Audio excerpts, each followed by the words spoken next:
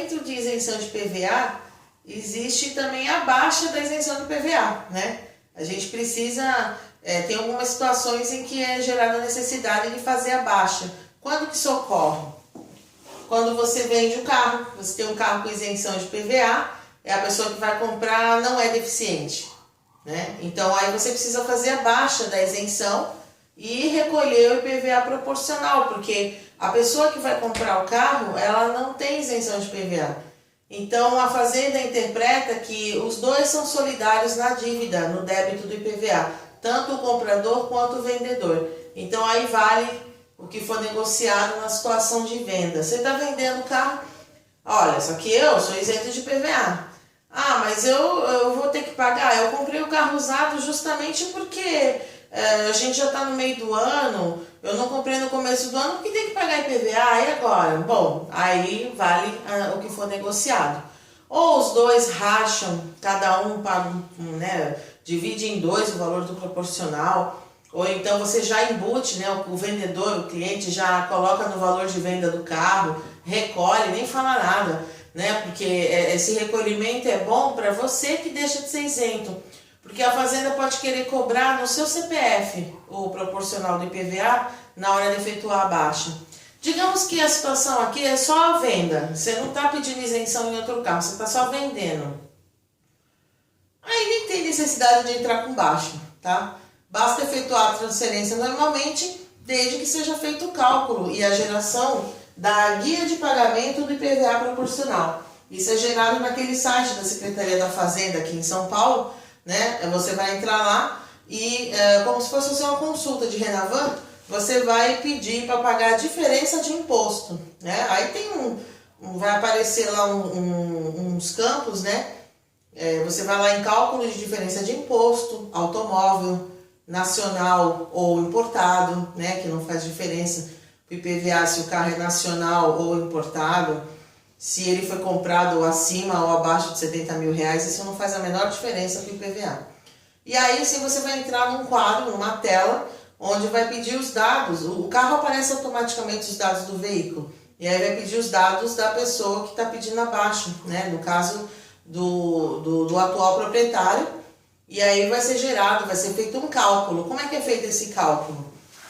Você consulta o site oficial, né, do Diário Oficial do Estado de São Paulo, pega o valor venal do veículo. Como você acha o valor venal do veículo? No mesmo site onde você vai fazer a geração da guia de pagamento de IPVA proporcional.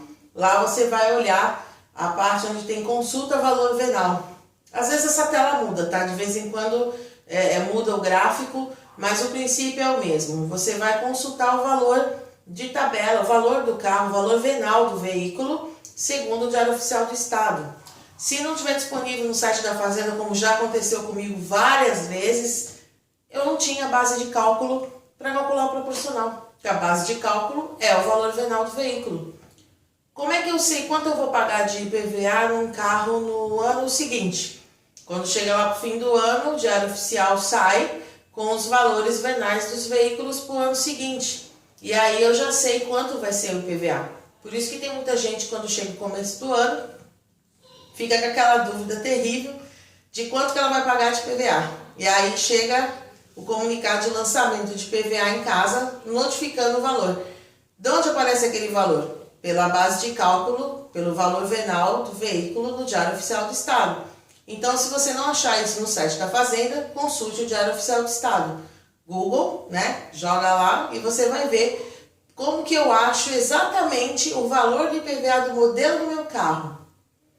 Pela faixa de IPVA, pelo número da faixa de IPVA desenhado no documento de licenciamento do carro. Não aparece no recibo de compra e venda, é só no de licenciamento. E aí você tem a famosa base de cálculo. Você vai pegar esse valor, multiplicar por 4%, que é o valor do IPVA dos carros que podem ter isenção de IPVA, é sempre passageiro ou misto. Então, nunca vai acontecer de ter outro valor de imposto, outra alíquota. A alíquota é sempre 4%. Então, você pega o valor venal, que você já descobriu no sistema quanto é, multiplica por 4%, divide por 12 e multiplica pelo número de meses a partir do qual mês você quer baixar a isenção. Por exemplo, o carro custa X valor, vou multiplicar por 4%, vou dividir por 12 e eu vou transferir o carro, ele vai sair do meu nome em junho, mês que vem, né, em junho de 2015. Então eu vou pedir a baixa a partir de junho de 2015. Mas como eu vou só vender, eu não vou entrar com a baixa, não vou seguir procedimento de baixa, não vou pegar a documentação. Eu vou simplesmente entrar no site da Fazenda, gerar a guia, fazer o cálculo, pegar o valor venal, multiplicar por 4%, dividir por 12 e multiplicar por 7 vezes. Por quê? É o número de meses proporcionais até o fim do ano. Junho, julho, agosto, setembro, outubro, novembro, dezembro. Aí eu tenho a proporcionalidade do ano em PVA para recolher. Gera essa guia, sempre vem com 30 dias de vencimento, né? O prazo que eu tenho para recolher esse valor. E, por favor, recolha o valor antes da Prodesp, que é o órgão aqui em São Paulo que faz a baixa, antes de sair do nome da pessoa. Porque corre o risco de, saindo do nome dela, saindo do nome do seu cliente, corre o risco de ter juros, se atrasar para pagar a guia, tá? Então é importante pagar dentro do prazo. Você mesmo, quando estiver gerando a guia, vai gerar ela com 30 dias de vencimento. Então, automaticamente, você pagou. Pagou, não precisa nem entrar com baixa. Transfere para a pessoa que comprou o carro. Quando a isenção que você tem nesse carro, você quer passar para o carro do seu cliente. Seu cliente comprou um carro com isenção e já tinha um carro com isenção. Aí a gente entra com o pedido de baixa, que precisa dos seguintes documentos. Requerimento assinado em 2 vias, cópia autenticada da CNH ou RG e CPF do condutor. Eu nunca ponho RG e CPF, porque pela minha lógica, nunca ninguém falou nada, mas pela lógica, se ele tinha isenção de PVA, ele tem que ter habilitação, né? Então, isso aqui no estado de São Paulo, tá? Cópia autenticada do comprovante de endereço ou original e cópia. Procuração mais identidade do procurador. Cópia autenticada do recibo de compra e venda e do licenciamento, CRLV e CRV. Guia de pagamento de IPVA proporcional. Nesse caso não é guia, né? Você vai pagar IPVA proporcional e vai anexar uma cópia do comprovante de pagamento de IPVA proporcional nesse processo de pedido de baixa. E o mais importante, o seu cliente está comprando um carro zero. Vai passar a isenção do carro antigo para o carro novo. Então prestem atenção, lá no requerimento tem um pedacinho que está escrito assim: peço baixa a partir de. São 2 datas a considerar. A nota fiscal do carro novo. Aí pode ser que, vamos dar um exemplo.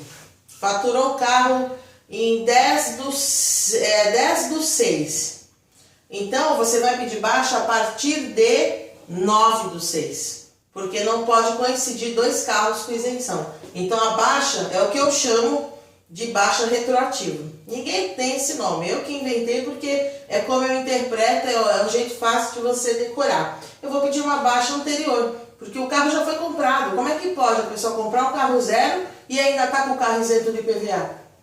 Seria uma anomalia, mas não é anomalia, porque oficialmente a Fazenda ainda não foi notificada de que existe um outro carro. É aí nesse momento que você vai notificar. Eu vou pedir a baixa a partir de 9 de junho, porque a nota fiscal do carro novo saiu para 10 de junho. Então eu faço uma baixa retroativa. Essa baixa, geralmente eu protocolo ela junto com o pedido de isenção do carro novo. Diferente da situação que eu coloquei anteriormente, que era só de venda, tá? A outra data que pode ser considerada na baixa, isso aqui tem a ver com quando você vende o carro, tá? A data que vai é a data do recibo de compra e venda. Essa é a data que consta para vigência da baixa de isenção. E quando você põe a data do recibo, automaticamente a guia tem que ser gerada com a vigência de 30 dias a partir da data do recibo. Então tudo tem que ter coerência, tá? Pedido de baixa a partir da data do recibo, quando você está vendendo o carro, e guia de pagamento gerada com a data do recibo mais 30 dias para frente. Carro zero. você usa a data da nota fiscal para gerar a baixa retroativa quando você quer passar a isenção do carro novo e tirar do carro antigo. Também vai gerar uma guia. Essa guia vai ter a data da vigência da nota fiscal. Então você tem que tomar cuidado para não fazer a guia com um vencimento além, porque pode gerar juro também e às vezes gera indeferimento da isenção de PVA do carro 0 km. Agora eu vou falar das situações em que geram baixa automaticamente, você não precisa fazer nada. É quando o carro é roubado, furtado ou quando deu perda total. Aí a baixa é automática. Quando é caso de roubo, furto, vai gerar a cobrança de PVA. Por quê? O carro continua existindo, ele foi roubado. Apenas ele vai sair da isenção da pessoa que foi roubada, no caso o cliente. E aí fica a cargo de quem pagar? Seguradora, porque ela vai transferir o carro para o nome dela, né? Ela vai fazer a compra, né? Porque ela vai pagar a indenização da pessoa porque ela foi roubada e não encontraram o carro. Quanto tempo vai levar isso a gente não sabe.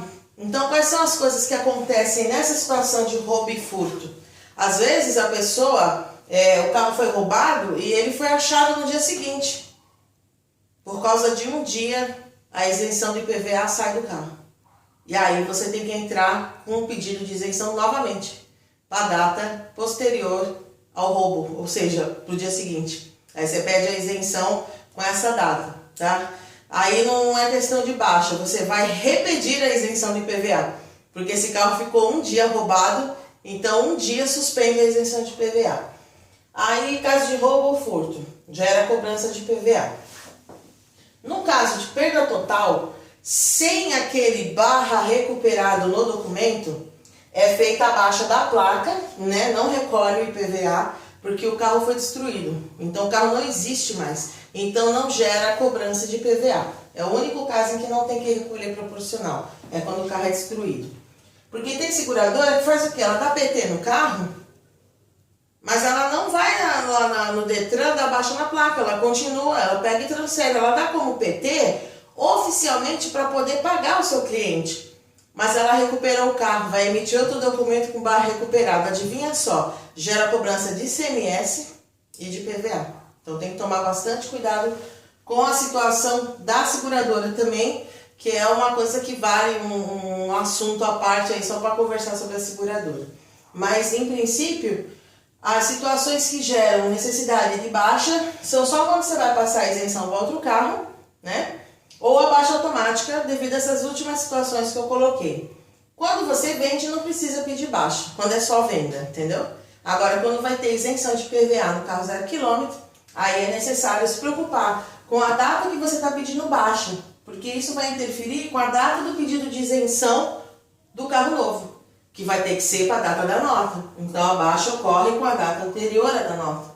E a data do recibo vale para quando você quer fazer a baixa de isenção quando você vende. Que você também pode, se quiser, entrar com pedido de baixa. Então a data que vale é a data do recibo e dessa mesma data você conta 30 dias para gerar a guia de pagamento, a guia de vencimento com a data de 30 dias.